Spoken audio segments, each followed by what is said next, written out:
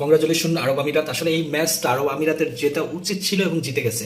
আরব আমিরাত জিতে প্রমাণ করেছে যে বাংলাদেশ মডার্ন যুগে ক্রিকেটে কোন জায়গায় অ্যাকচুয়ালি অবস্থান করছে। আপনারা জানেন যে বাংলাদেশ 205 যে টার্গেটটা দেওয়া হয় সেই জায়গায় কিন্তু আরব আমিরাত অনায়াসী 3 উইকেট হাতে রেখে জিতে যায়।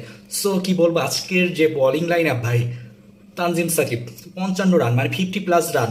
তারপর নাহিদ রানা, যে আমাদের কি বলে, আমাদের star, speed star Nahid Rana, তিনি 50+, দুইজনে 105-107 রান কভার করছে মাত্র 8 ওভার বল করে।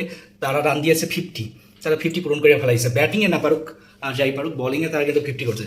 সো আরব আমিরাতের এই ম্যাচটা জিতে প্রমাণ করলো বাংলাদেশ ক্রিকেট আসলে কোন জায়গায় অবস্থান করছে। আসলে বাংলাদেশ দল নাই, ওই যে তামিম মুশফিক, রিয়াদ, মাহমুদুল্লাহ, সাকিব, এরা নাই, বাংলাদেশ দল নাই। বাংলাদেশ কি সেন্স ভাই আজকে, ঠিক আছে ব্যাটিং পিস। আজকে লিটন দাস দেখেন কয় রান করে, কয় বলে কয় রান করে, 40 রান করছে, 32 বলে 40-41 রান ভাই। আর তার যে ক্যাপ্টেন ওয়াসিম, সে 42 বলে প্রায় 80-র কাছাকাছি রান করে, 81 রান। চিন্তা করেন অবস্থা। বাংলাদেশের আজকে যে ব্যাটিং লাইন আপ যেরকম খেলার দাস ছিল, সেখানে বাংলাদেশের রান করা উচিত ছিল 220+। যাই হোক 205 রান, সেটাও খারাপ না। কিন্তু যে বোলিং নিচ্ছে আমাদের, মানে আমাদের স্পিড স্টার প্রথম 18 রান দেয় নাহিদ রানা।